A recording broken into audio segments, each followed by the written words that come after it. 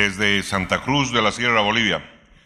Sean ustedes bienvenidos a nuestro auditorio ubicado en el kilómetro 10 de la carretera al norte. El título de la prédica de hoy es Ser necesario. Ser necesario. Yo recuerdo cuando era niño, 7, 8, 9 años, que yo tenía necesidad de mi padre. Comprendí el papel que él jugaba en mi vida.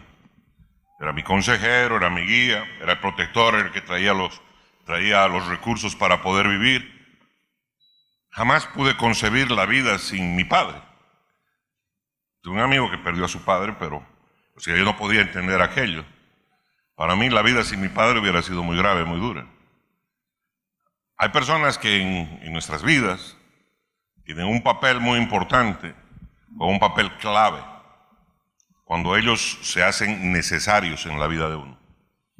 Han pasado años, ¿no es cierto? Mi papá partió a la presencia del Señor en el año 2001. Son 20 años ya que él ha partido a la presencia del Señor. Y hoy día, aunque fuera necesario, ya no hay forma, ¿no ve? A esas alturas del partido ya no sería necesario. Pero en un momento determinado, él sí fue tremendamente necesario en mi vida. Y eso es algo que tenemos que comprender. Hay que comprender, ¿no es cierto?, que en los equipos, en este caso la familia, el que jugaba el papel de necesario era mi padre. De igual manera sucede en los equipos de trabajo. De igual manera sucede en las compañías, en las empresas. Hay gente que es definitivamente necesaria, mientras que hay otros que juegan el papel de simple y llanamente ser útiles. Y hemos de encontrar, ¿no es cierto?, precisamente esa diferencia y qué cosa es lo que Dios nos ha llamado a hacer en la vida. Cuando yo era joven, y no diga, así ninguna expresión lobo, porque le va a tocar también lo mismo después. Cuando andaba entre mis 20 y mis 30 años, recuerdo que había un futbolista boliviano que alcanzó notoriedad. Había un gran futbolista boliviano, jugaba como en la posición de mediocampo y llegó a ser reconocido como el mejor futbolista boliviano de todos los tiempos. En eso podemos tener opiniones favorables o desfavorables, pero así fue. Ese es el título que le dieron. Tenía una habilidad especial, tenía una visión de juego, el control de la pelota era pues bien notable, ¿no es cierto? Realmente cada una de las cosas que hacía era notable. La Confederación Sudamericana de Fútbol de ese tiempo, hoy día la Conmebol, ponderó y reconoció su trayectoria y lo distinguió como el crack más grande de la historia del fútbol boliviano. Le dio una plaqueta de reconocimiento. Este varón paseó su fútbol por Sudamérica, jugando en eliminatorias del Mundial, en Copa Libertadores de América, en diversas ligas de fútbol profesional de varios países. Y finalmente le llegaron a dar el apelativo de El Maestro. Años antes también hubo otro maestro, porque en el fútbol boliviano solo 2 han recibido ese apelativo, el título de El Maestro. Y obviamente no voy a dar su nombre porque no es el interés de este mensaje el dar su nombre. La gente en ese tiempo acostumbraba a decir del equipo donde jugaba este virtuoso del balompié, una cosa es el equipo cuando juega el maestro y una completamente diferente cuando no lo hace. Es como si fuera otro equipo. Definitivamente esta persona a quien le decían el maestro marcaba la diferencia. Y eso sucede en la vida en todo tipo de cosas. Hay de pronto equipos que funcionan muy bien, equipos de trabajo, y de pronto hay alguien que es el clave, el personaje clave del equipo, el que hace que funcione el equipo. Que definitivamente si lo saca ese, ¿no es cierto?, el equipo no es exactamente lo mismo. Y esto sucede en la vida. Hay tiempos en que somos necesarios para cierto tipo de cosas y otras veces simple y llanamente somos útiles. Esto sucedía con este varón, por ejemplo. Este hombre que marcaba la diferencia y que era reconocido con ese apelativo del maestro, era un jugador necesario. Era necesario en el equipo en el que jugaba. Él brillaba con luz propia y sin desmerecer a los otros jugadores del mismo equipo, que también eran buenos deportistas, digamos, ¿no es cierto? Pero podríamos decir que ellos estaban en otra categoría, en la categoría donde se los podría reconocer como jugadores útiles, pero no necesarios. Porque hay una diferencia entre ser útil y ser necesario. Necesario marca definitivamente la esencia de la vida. Y aunque la gente piense de que no hay ese tipo de aspectos, sí lo existe. Es parte del diario vivir. Muchos coaches quieren negar este tipo de aspectos y dicen, eso no sirve. Pueden decirlo, pero así funciona la vida. Así que es cuestión de ser objetivo con lo que pasa. Y hay gente que definitivamente marca la diferencia en las cosas que se hacen. Así que no lo olvidemos. Existe una enorme diferencia entre ser alguien necesario y alguien útil.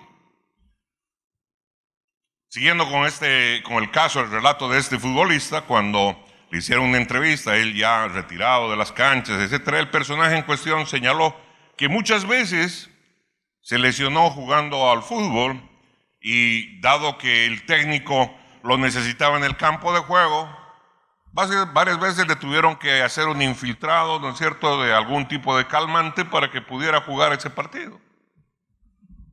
Yo no conozco los alcances de ese tipo de temas, ¿no es cierto?, ni qué tipo de inyección le ponen, pero me imagino que es un calmante para que pueda desempeñarse. ¿Y por qué hacían eso con él? Porque era necesario, porque si él no jugaba, por ahí, ¿no es cierto?, perdían el partido.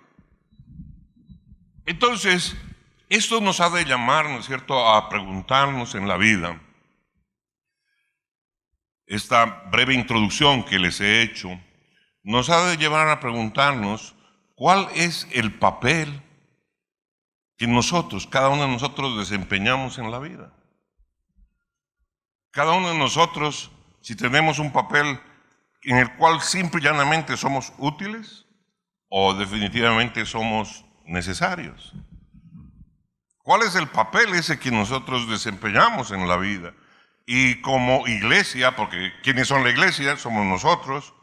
Y como iglesia, ¿cuál es el papel que nos toca jugar en la sociedad? Si miramos, ¿no es cierto?, aquí en Santa Cruz me dijeron en algún momento que habían como 1,200 iglesias. Y digo, ¿no es cierto?, todas esas iglesias deberían traer una transformación de tal manera que la ciudad debería ya haber cambiado hace mucho. ¿Es realmente el papel de la iglesia útil o es necesario o se puede prescindir de ella? Pregunto. ¿Son necesarias las personas espirituales en medio de la sociedad? Las personas que buscan tener una vida espiritual, una relación con Dios. ¿Son necesarios los cristianos en medio de la sociedad o no? ¿Eres tú necesario en tu hogar, en tu familia? Creo que hay algo que preguntarse. ¿O somos prescindibles en cualquier momento? Entonces nos lleva a preguntar esto. ¿Cuál es el papel de la iglesia en nuestra ciudad? En cada una de las ciudades de esta nación o de cualquier otro lugar. ¿Cuál es el papel que nos toca jugar? ¿Somos útiles, pero no necesarios? El potencial que tenemos a nuestros ojos, es que nosotros somos la tuti. El potencial para nosotros es obvio. Si podríamos cambiar, no solo la ciudad, ni la familia, no pueden cambiar todo, pero hay algunos que no pueden ser ni padres. Cristianos, no pueden ser buenos padres, ni buenas madres, otros ni buenos hijos. Ni siquiera pueden con su propio hogar y tienen en la cabeza la idea de que ellos podrían cambiar la nación. ¿Cómo es este tipo de tema? ¿Cuál es el papel real que jugamos? Porque si hablamos de potencial, le aseguro que todo el mundo cree de que la iglesia tiene todo el potencial y es obvio. Al tener el Espíritu Santo, en cada uno de nosotros hay el potencial para cambiar su vida, su hogar, su fuente de trabajo, su entorno, su comunidad, su barrio, su ciudad, su nación. ¿Hay alguien que diga amén? El potencial lo tenemos, pero ¿está activo? ¿Está trabajando en ello? ¿Está haciendo realidad? Entonces, realmente en en nuestros hogares, en nuestras familias, en nuestro entorno, en nuestros barrios, somos considerados como necesarios. Ese es el propósito de Dios, que sus hijos jueguen un papel de esa naturaleza. Y si es así, hemos de preguntarnos qué necesitamos hacer para convertirnos en gente que sea necesaria para la sociedad.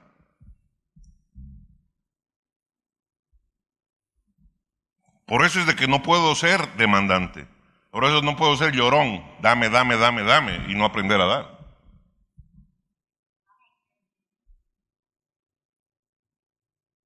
Vamos a la Biblia. Vamos a considerar hoy día un pasaje del libro de Isaías. Isaías capítulo 62. Versículos 6 y 7. Y el versículo 6 solo voy a leer la segunda parte. Y voy a utilizar la nueva versión internacional, solo por claridad de redacción. Dice así, Isaías 62, 6, segunda parte del versículo. Ustedes, los que invocan al Señor, no se den descanso. ¿Quiénes son los que invocan al Señor? ¿Los mundanos o los cristianos? Los creyentes, ¿no es cierto? En aquel tiempo le está hablando al pueblo de Dios, le está hablando a Israel. En este tiempo le está hablando a la iglesia. Ustedes, los que invocan al Señor, no se equivoquen, no está hablando a otros. ¿Está bien? Ustedes, los que invocan al Señor, no se den descanso. Trabajen duro, no sean lagartos, no sean flojos, no se den descanso. Versículo 7, ni tampoco lo dejen descansar. ¿A quién? ¿A quién no tenemos que dejar de descansar? ¿A quién le está diciendo el profeta que no hay que dejarlo de descansar? ¿Será al vecino? ¿Será al alcalde? ¿Será al presidente? ¿O se estará refiriendo no lo dejen descansar a Dios? Ustedes no se cansen de esto, pero no lo dejen descansar a Él tampoco. ¿Quién está hablando? Un profeta, uno de los grandes profetas de la palabra de Dios. ¿Hay alguien que diga amén? ¿Parece eso como el oren sin cesar? Sí, ¿no ve? Toquen la puerta del Señor, ¿no es cierto? ¿Cuándo? A cada rato. No se cansen y no lo dejen descansar. ¿Lo está entendiendo? Si lo está entendiendo, denle un aplauso al Señor. Alábele al que vive, porque de eso trata esto. Que entendamos la palabra de Dios, se vuelva viva en nosotros. Ay, mira, ya se habían vuelto monjas todo el rato orando. ¿Qué les importa? Aquí yo estoy diciendo la palabra. Ustedes, los que invocan al Señor, no se den descanso, ni tampoco lo dejen de descansar.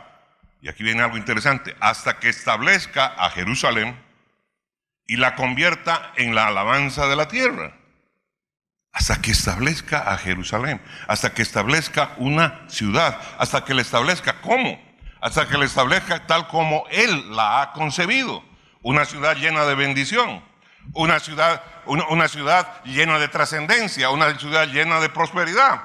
Hasta que establezca una ciudad que tenga esa característica. Señor, ven a Santa Cruz y establece esta ciudad tal como tú tienes en tu corazón. Que sea una ciudad donde se pueda prosperar, que sea una ciudad donde se pueda trabajar, que sea una ciudad donde haya paz, que sea una ciudad donde crezcamos, donde nos consideremos, donde haya respeto, que dé gusto el tráfico, que yo quiera llegar a esa ciudad porque esa ciudad es maravillosa. No porque 4 tribilines votaron para que sea maravillosa, sino porque realmente el clima de esa ciudad es maravilloso, porque ahí se pueden hacer buenos negocios, porque ahí se puede vivir en paz, porque ahí se puede prosperar, porque ahí se siente la presencia de Dios, porque ahí hay milagros, ahí hay respuesta a mis necesidades.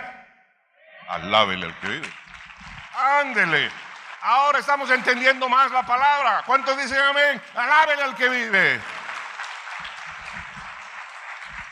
No es lo que diga el ministerio X, es lo que dice el Señor Dios Todopoderoso. Esto, ¿no es cierto? Hasta que establezca a Jerusalén y la convierta en la alabanza de la tierra. ¿No has ido? ¿No conoces Santa Cruz? ¿No conoces? ¿Cómo no vas a conocer? Si es un lugar de bendición. No, como mucha gente dice, ¿no es cierto? No conoces Las Vegas, ¿no es cierto? Porque lo que pasa en Las Vegas se queda en Las Vegas. O sea, las mugres, ¿no es cierto? Las mugres hay que tenerlas como las mugres, y ahí hay que estar, y ahí eso hay que ir.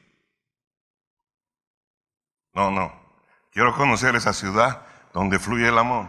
Quiero estar en esa ciudad donde fluye la prosperidad. Esa ciudad donde hay paz, donde se respira, ¿no es cierto? Un clima de adoración a Dios, donde es un lugar completamente diferente del resto de las ciudades.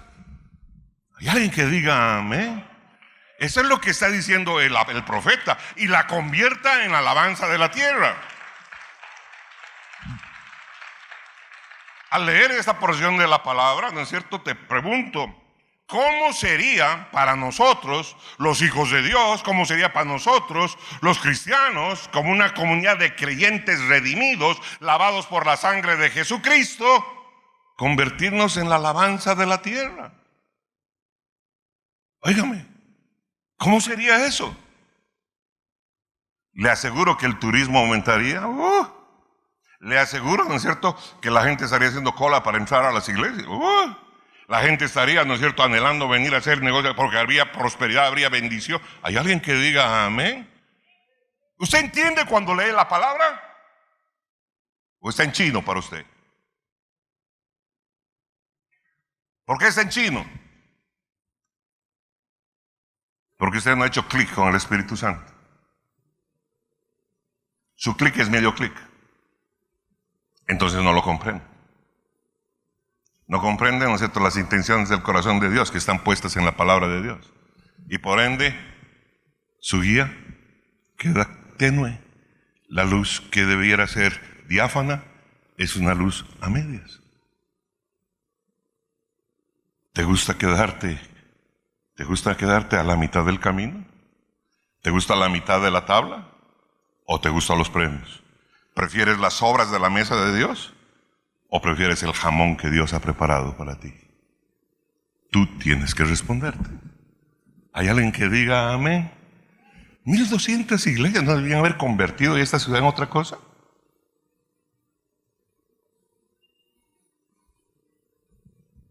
Algo no se está haciendo como se debería. ¿Cuántos dicen amén? Una de las grandes historias sobre este tema en la Biblia tiene que ver con la época en que José y su familia vivían en Egipto. Porque hay muchas personas que piensan, ¿cierto?, que es el cuento, la historia y baja, ¿no es cierto?, y el evento de la historia. No. Cada cosa de cada historia tiene un porqué, tiene un mensaje, tiene un elemento de edificación para nuestras vidas.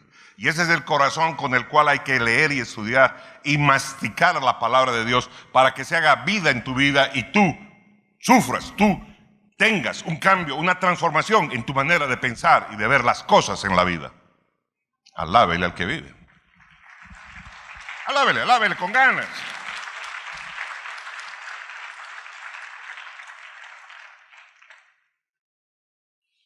Esta historia nos muestra cómo se puede afectar una nación cuando alguien que es un extranjero tiene un impacto que la nación lo considera una persona necesaria en ese lugar. Esto es tan importante, ¿no es cierto? Es tan interesante. Yo he vivido en México, he pasado mucho tiempo en Estados Unidos. Yo quisiera saber dónde el extranjero, ¿no es cierto?, es considerado alguien importante. Posiblemente aquí en Bolivia, que le besan los pies a los extranjeros. Pero en otro lado lo tratan como al perro. Está después del perro, si es México, es después del perro mexicano, viene el extranjero. Así de simple. Y no porque le esté diciendo hágalo lo mismo, no lo haga, no. Pero aquí llama la atención, porque esta es una historia de cómo un extranjero afecta a una nación y llega a lograr tal impacto sobre toda la nación al punto que lo considera un personaje necesario de la vida. No se olvide, José fue el hombre con su sabiduría que evitó que Egipto pasara hambre en medio de la hambruna, porque tuvo visión, porque tuvo inteligencia, porque tuvo la sabiduría de Dios porque no malgastó cuando era época de vacas gordas, no votó en cosas superfluas, ahorró para enfrentar la época de vacas flacas. Cosa que muchos en este tiempo no han hecho y en los últimos años no hacen. Hay alguien que diga amén, amén, amén. Ándele. La historia entonces nos muestra cómo este extranjero puede afectar una nación diferente, y esta también es una de las mayores historias de perdón y reconciliación que hay en la Biblia. ¿Por qué? Aunque sus hermanos lo vendieron como esclavo, ellos terminaron beneficiándose del don que había en José. Ellos terminaron comiendo de la mano de José. Ellos terminaron recibiendo los honores y el trato preferenciado por causa de ser hermanos de José. Estos que se sintieron afectados, dolidos, cuando él les contó el sueño de Dios que había tenido de que los manojos de trigo se doblaban delante de una de estos manojos, y lo miraron y dijeron, ¿y este quién es? ¿No es cierto? Este pelado, este peladingo, en ese momento era el último, iba a venir todavía un Benjamín más. ¿Quién es usted? ¿Quién es? O si ya había, ¿no es cierto? Era el 11avo de los 12. Pero ellos comieron luego del don de él. Ellos comieron, ellos vivieron y gozaron de los frutos de los dones de José, no solo del perdón. Gozaron de los frutos de la integridad de José. Y su padre y su madre también. ¡Wow! Todos ellos se beneficiaron de la visión de José, porque la visión de José miraba para adelante y decía, no nos podemos comer todo el trigo, no nos podemos comer todo el maíz, hay que hacer silos para guardar, porque estamos en época de vacas gordas y van a venir 7 años de vacas flacas.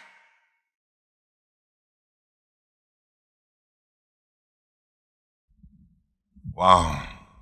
Ojalá los gobernantes leyeran y entendieran la historia bíblica, y los que están al frente de organizaciones.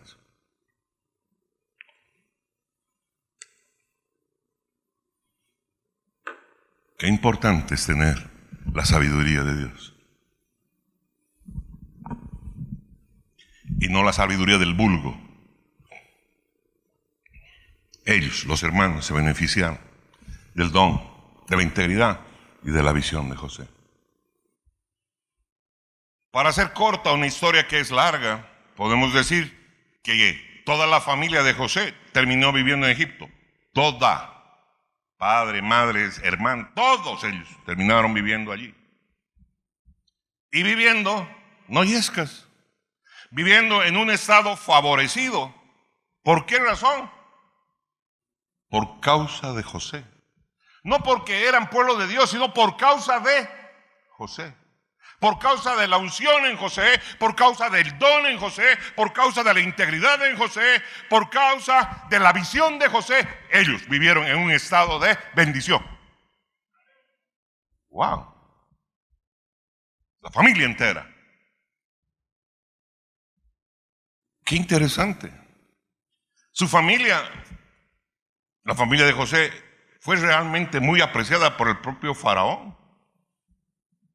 Y como el propio faraón estimó a la familia de José, porque decía, ¿de qué manera más puedo yo agasajar a este hombre que agasajar a sus seres queridos?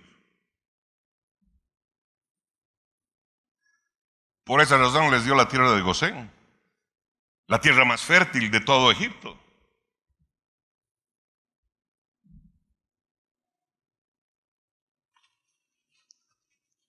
Wow.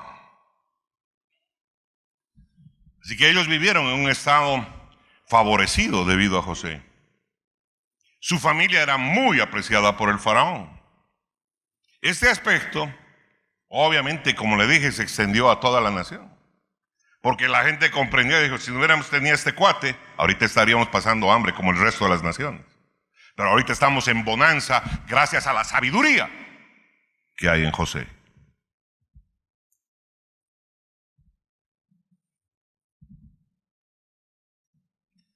Wow.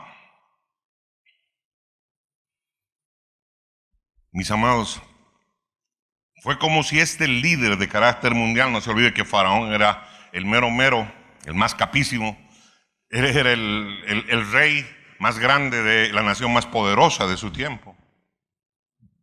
Él se encargaba de honrar a la familia de José por el regalo que había significado tener a este varón para esa nación, al servicio de esa nación, es decir, para Egipto. Él no había nacido en Egipto, él no era egipcio, él era judío, bien judío.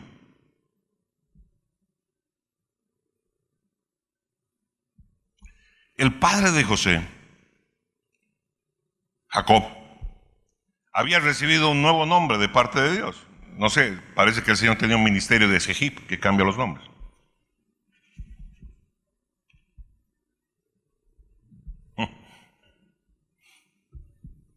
Sí, José había recibido, o Jacob había recibido un nuevo nombre de parte de Dios. Él lo había rebautizado como Israel. Ya no te llamarás Jacob, mas ahora te llamarás Israel. Y llegó el momento en que Israel tuvo que parar los manacos, pues. Murió Israel, llegó el momento. Y naturalmente cuando murió Israel, cuando murió Jacob, José lloró. Y José lloró por su enorme pérdida.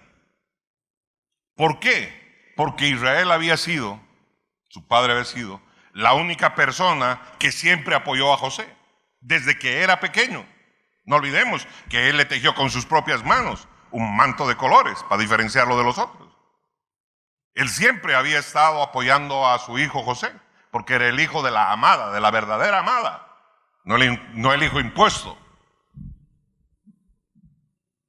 Y obviamente José, ¿cómo no iba a llorar delante de él cuando había partido?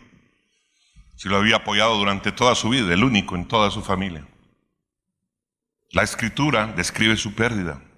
En Génesis 51 dice así: entonces, dice, se echó José sobre el rostro de su padre y lloró sobre él y lo besó. Se echó sobre el rostro de su padre, lloró sobre él y lo besó. Y mandó José a sus siervos los médicos que embalsamasen a su padre, y los médicos embalsamaron a Israel. Y le cumplieron 40 días, porque así cumplían los días del embalsamamiento, o sea, les tomaba 40 días embalsamarlo.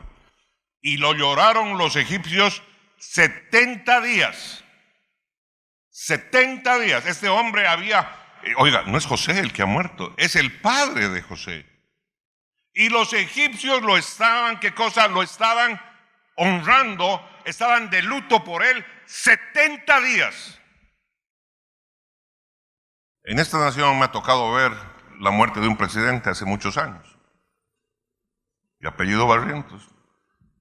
3 días fue el duelo, impuesto por decreto.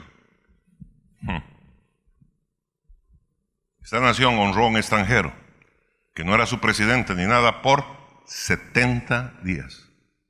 Honra, apreciación. ¿Hay alguien que diga amén? Alábele al que vive.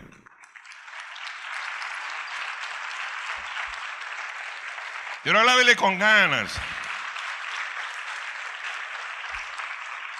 La parte más notable de esta historia es la respuesta del faraón a la pérdida sufrida por José. José y su familia, no solo ellos lamentaron la pérdida de su patriarca. Toda la nación de Egipto lamentó la pérdida del patriarca. Toda la nación estaba dolida. ¿Por qué? Porque José estaba dolido. Y eso lo hicieron durante 70 días. ¿Cómo es posible? Porque aquí surge la pregunta, ¿cómo es posible que una nación responda tan profundamente a la pérdida de un forastero, a la pérdida de un extranjero, y que este luto se guarde por 70 días? ¿Por qué razón? Porque José y su familia se habían vuelto personas necesarias para esa sociedad. Reconocieron que ellos fueron usados para traer bendición sobre su nación y que ellos no pasaran hambre por causa de la sabiduría y la visión de este varón. Alábele al que vive. Este varón se hizo necesario para esa sociedad. Alábele, alábele con ganas. Así que José y su familia se habían vuelto necesarios para la nación de Egipto. Y la historia no queda ahí, la historia continúa. En Génesis 54 dice así: y pasados los días de su luto, habló José a los de la casa de Faraón diciendo: si he hallado ahora gracia en vuestros ojos, os ruego que habléis en oídos de Faraón diciendo: mi padre me hizo jurar diciendo: he aquí voy a morir. En el sepulcro que cavé para mí en la tierra de Canaán, allí me sepultarás. Ruego pues que vaya yo ahora y sepulte a mi padre y volveré. Oiga, qué gustitos del patriarca. No quiero que me entierren aquí en Gosén. No. Yo tengo mi tumba y la he pagado. Está allí en La Paz, pagada, bien pagada. Llévenme para allá, porque aquí no quiero que queden mis huesos. Oiga, qué lujito se está pidiendo, porque no quedaba a 2 kilómetros. Había que cruzar del desierto, cargando un féretro por kilómetros. Pero allí me vas a enterrar, no aquí, ¿de acuerdo? Y como José era un hombre de integridad, como dice la palabra que debíamos ser los hijos de Dios, que tu no sea no y que tu sí sea sí. Cuando él le dijo sí a su padre, él sabía que lo iba a cumplir.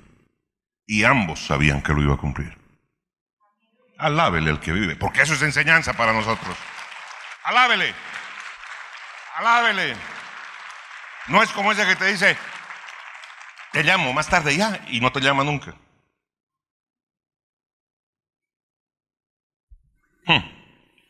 Qué interesante. Y dice más allá, en el versículo 6, y Faraón dijo: ve y sepulta a tu padre como él te hizo jurar.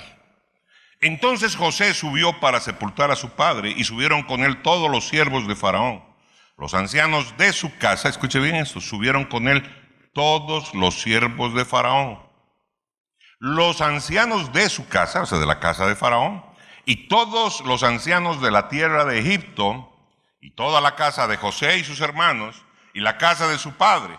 Solamente dejaron en la tierra de Gosén sus niños y sus ovejas y sus vacas. Híjole, ha tenido que ser una procesión espectacular. Esta sí era una verdadera marcha motivada por algo del corazón. Miren, ¿no es cierto?, la honra de una nación por causa de lo que... ¿Qué cosa? ¿Jacob qué hizo con él? Naranjas. El que hizo fue José, su hijo. Pero por causa de él, la familia entera recibió honra. Porque para ellos, todos ellos se convirtieron en motivo de bendición. No como en muchas familias, ¿no es cierto? Dice así: no, este y este son de bendición. Y este otro, ¿no es cierto?, es el clavo de la casa, el que avergüenza a la familia.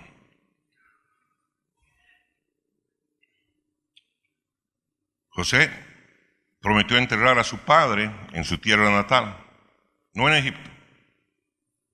Y el faraón no solo cumplió la promesa de José, envió a todos sus siervos, envió a todos los ancianos de su casa y envió a todos los ancianos de la tierra de Egipto. ¿Quién pagó? El faraón, el reino de Egipto. Estaba poniendo, ¡wow! ¿Para qué? Para acompañar a José en su duelo. ¡Qué impresionante! ¡Qué impactante, mi hermano! Definitivamente el faraón no quería que José estuviera solo. No quería que se sienta solo. Miren la muestra de honra, la muestra de agradecimiento, porque en este país estamos llenos de malagradecidos. La mera verdad. Toda esta gente para acompañar a José en su duelo, porque el faraón no quería que José esté solo. Qué asombroso ver a este líder de talla mundial enviar a todo su personal, a su equipo de liderazgo, para acompañar a José, mientras éste cumplía la promesa que él le había hecho a su padre.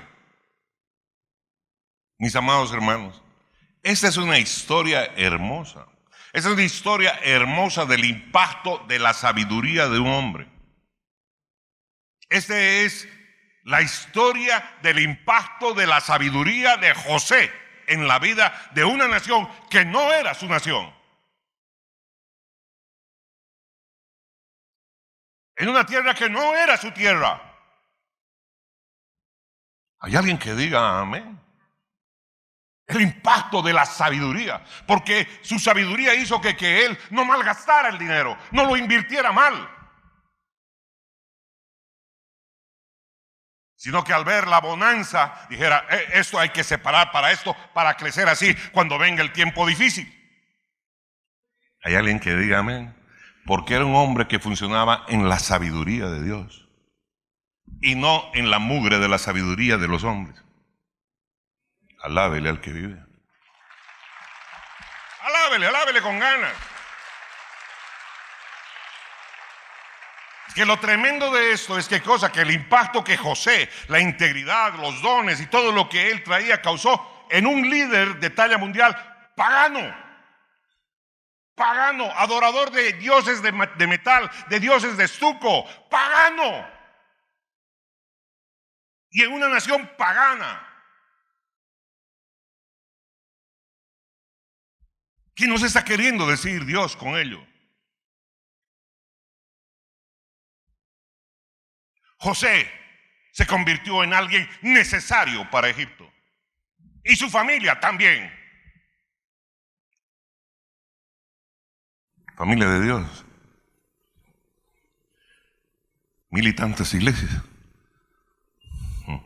¿Somos necesarios? ¿O somos solo útiles?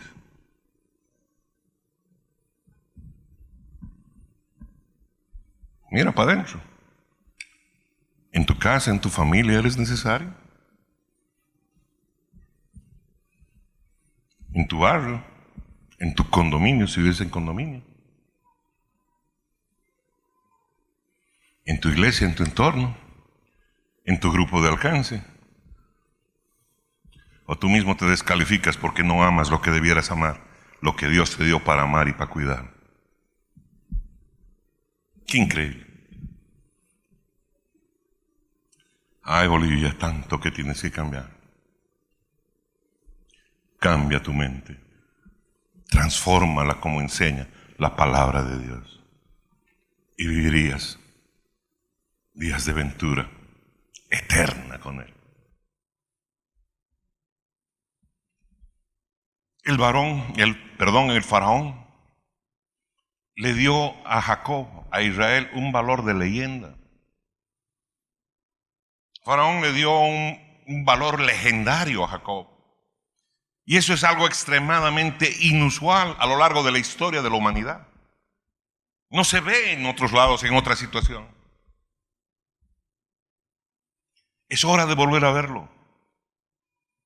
Y yo creo que es posible verlo en el transcurso de nuestra vida.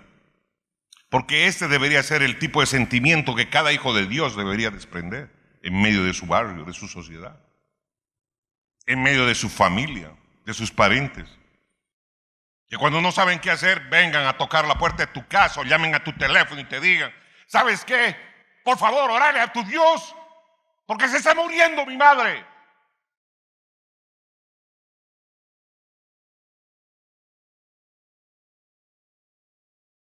Así es como recibo las llamadas. Así es como vienen a tocar la puerta de mi casa, no tenemos para comer.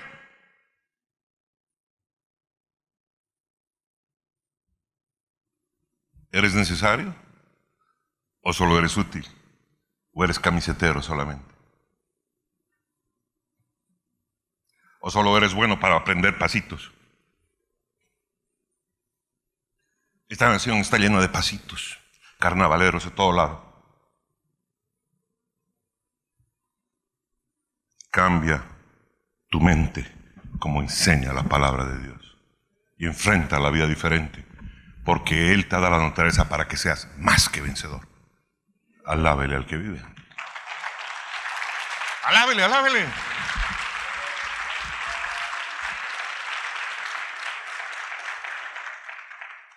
Imagínense, ¿no es cierto? Qué impactante, ¿no es cierto? Cuando él regresó a casa del Señor, cuando Jacob regresó a casa del Señor. ¡Wow! Semejante honra que recibió. ¿Por causa de él mismo? Por causa de lo que hizo su hijo. Mis amados, cuando nos convertimos en las personas que servimos bien, cuando nos convertimos en las personas que demostramos la sabiduría de Dios, entonces ayudamos a que aumente el apetito por Dios.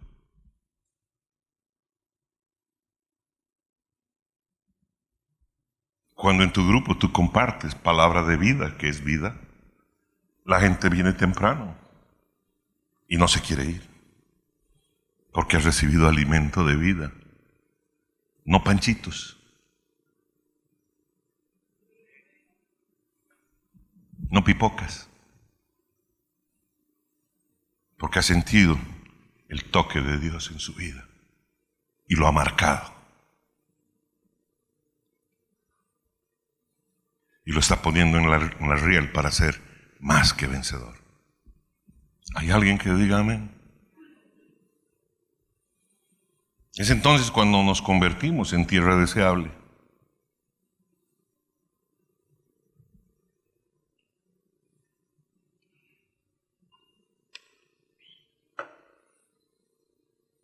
Cuando tenía mi grupo de alcance. Raro el día que llegaba a las 2 de la mañana a mi casa. Por causa de toda la consejería que tenía que dar. Por causa de todas las personas por las que tenía que orar. Porque habían 62 vidas en aquel grupo. Y no podía descuidar a ni una sola de ellas.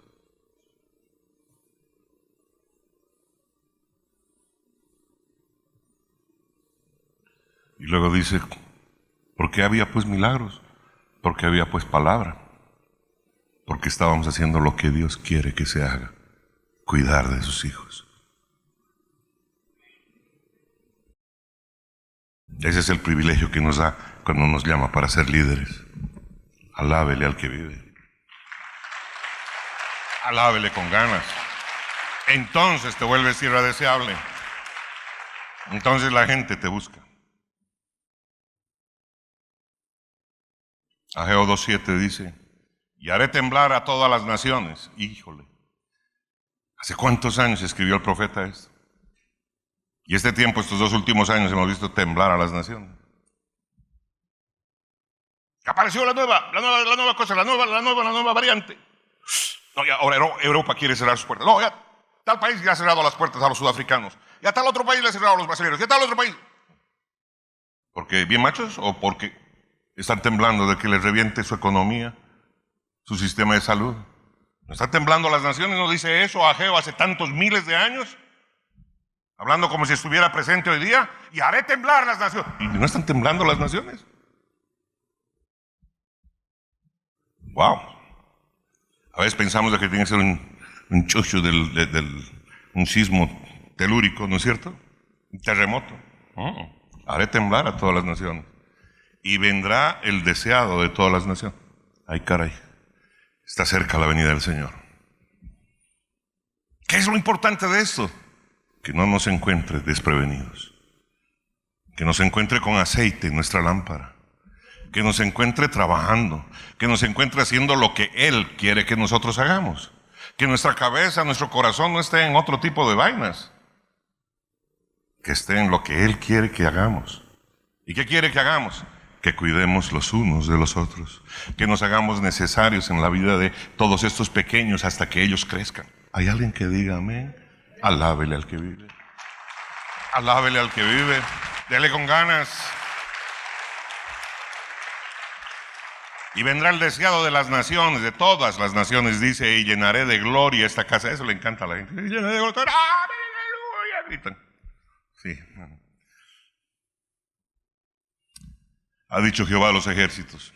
En este pasaje, el profeta Ageo llama a Jesús el deseado de las naciones. A la cabeza de la iglesia le dice la deseada de las naciones. Es el deseado de las naciones. ¿Y el cuerpo? ¿Qué onda? ¿Quién lo quiere? ¿Es necesario o es útil? Entonces algo tiene que ser enmendado en nuestro corazón, en el corazón de la iglesia, no como organización, no como institución, sino como individuos, como piedras vivas de la casa de Dios. Hay alguien que diga amén, alábele al que vive.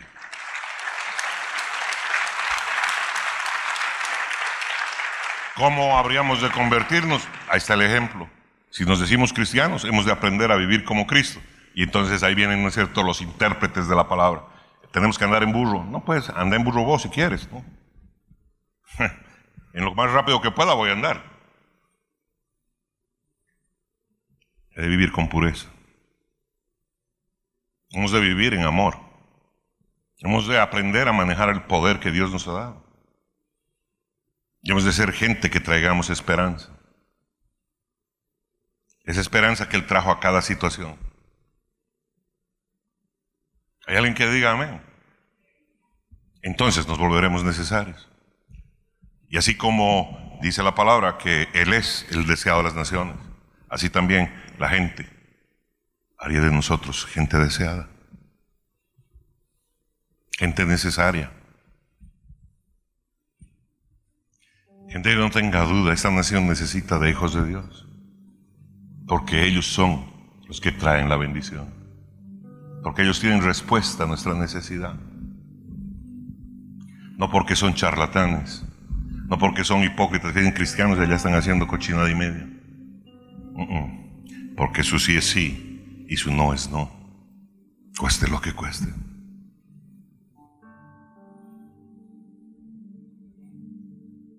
No somos perfectos, pero nos ha llamado a ese camino de perfeccionarnos.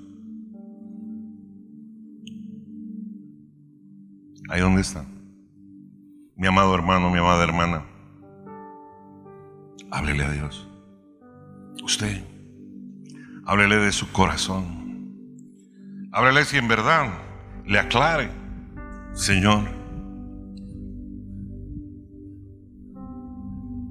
realmente tú me has llamado a ser alguien que sea necesario, empezando en mi familia.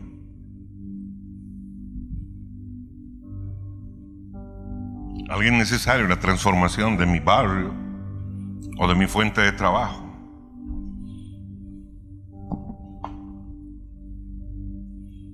O de la organización que dirijo, o del equipo de trabajo en el que estoy inmerso, y tenga respuestas para las necesidades de las personas. Tú me diste poder para traer vida a todos los que estaban perdidos, Señor. Tú me diste poder para orar por los enfermos y que los enfermos sanaran, Señor.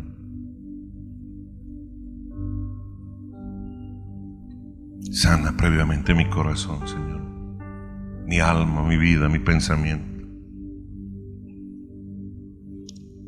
Ayúdame a ser como tú quieres que yo sea. Ayúdame a enmendar a mí mi camino. Ayúdame a enfrentarme con todas esas cosas que me apartan de ti, con todos mis dobleces, mi hipocresía, mis heridas, mis dolores, y haz de mí un hombre nuevo, un instrumento de bendición. Porque no basta con no hacer mal, porque tú quieres que sea instrumento de cambio, Señor.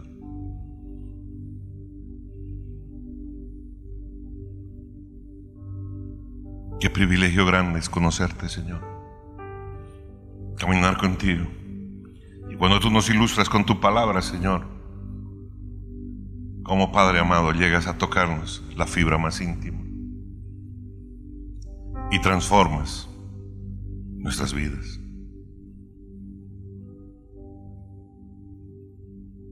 Endereza mis caminos, Señor. Ayúdame. Ayúdame a ser el padre que tengo que ser. Ayúdame a ser el esposo que tengo que ser. Ayúdame a ser el hijo que tengo que ser. Ayúdame con tu sabiduría, Señor. Ayúdame a sacar el jugo a todo lo que me has dado, Señor. Haz de mí una persona sabia, inteligente, sensible, porque para algo me has dado todo lo que me has dado. Cada don, cada habilidad que has puesto en mi vida tiene un propósito en ti, Señor. Y no solo es traer la gloria, es que se haga tu voluntad en mi vida, en mi familia, en mi barrio, en mi ciudad, en mi nación. Qué hermoso sería, Señor, que de pronto esta ciudad se convirtiera en alabanza para ti. Que la gente dijera en ese lugar, ahí en Santa Cruz, algo pasa desde que uno toca la ciudad. Siente el clima de transformación. Siente una presencia especial que te toca la fibra íntima, que te envuelve en paz. Oh, mi Dios, mi Rey y mi Señor. Qué maravilloso es cuando alguien llega a tu casa y dice, wow, ¿cómo se siente la paz en este hogar? O alguien llega a tu negocio y dice, qué diferente es este lugar. ¿Qué tipango es este que me atiende aquí? ¿Qué tipazo? Qué amable es esta persona.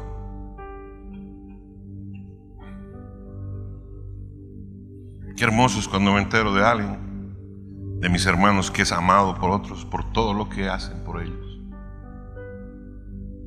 por esas muestras de amor y de afecto, unas más grandes, otras más pequeñas.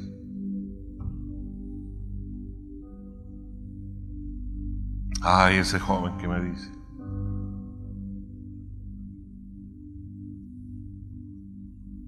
de todo su corazón, se preocupa cómo estoy, si me falta comida o no me falta, si estoy sano o no estoy sano. Entonces quiero hacérselo para él, un platito que le gusta para agasajarlo.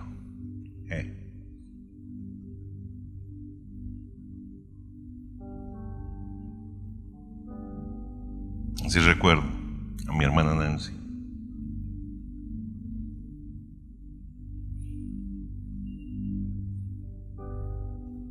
que me buscaba y me decía, te lo voy a hacer esto que a ti te gusta. ¿Cómo se enteró? No sé, pero así venía ella.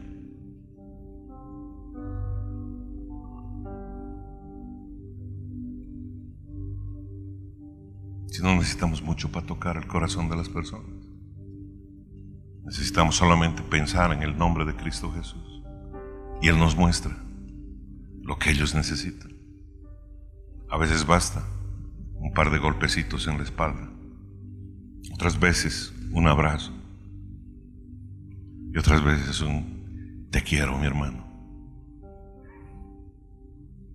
Que el Dios Todopoderoso bendiga tu vida, que Él te colme de su favor, que el precioso Espíritu Santo haga de ti alguien necesario en todos tus caminos y marques una diferencia grande en esta nación, empezando en tu casa,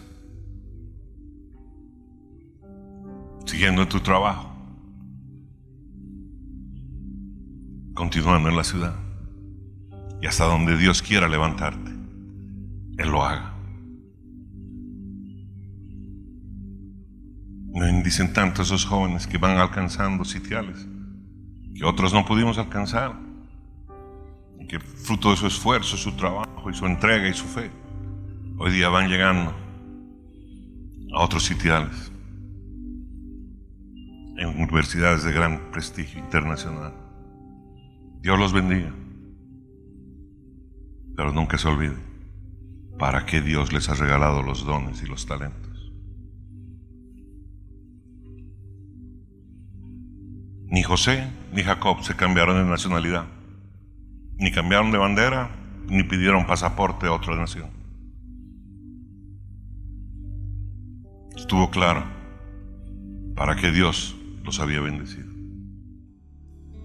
Que el Señor bendiga tu vida, que el Señor te guarde, que le haga resplandecer su rostro sobre ti, que la bendición de Dios sea abundante en tu vida, que Él te guíe para convertir tu vida en alguien necesario, y donde quiera que vayas seas instrumento de bendición. Que te vaya bien, que esta sea una semana de bendición en tu vida, de mucha cosecha. Amén. Que el Señor le bendiga.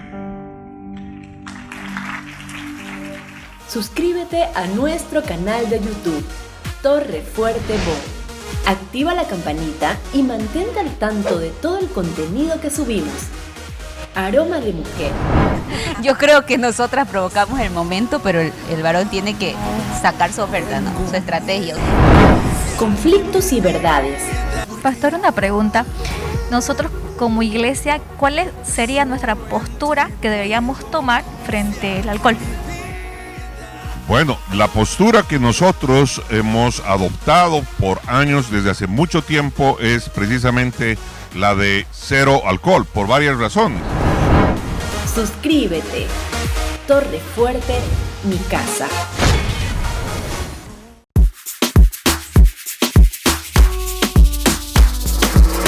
Vamos todo para casa. Torre fuerte en mi casa. Vamos todo para casa. Torre fuerte en mi casa. Vamos todo para casa. Torre fuerte en mi casa. Vamos todo para casa. Torre fuerte en mi casa. Y de aquí sale la predicación, alcanzando el mundo y su generación, cambiando vida transformada para siempre. La luz de Cristo que te salva eternamente. No es un reflejo ni una estimulación. Aquí está la presencia del Señor tu Dios. Ven con tu danza y tu espada a su presencia.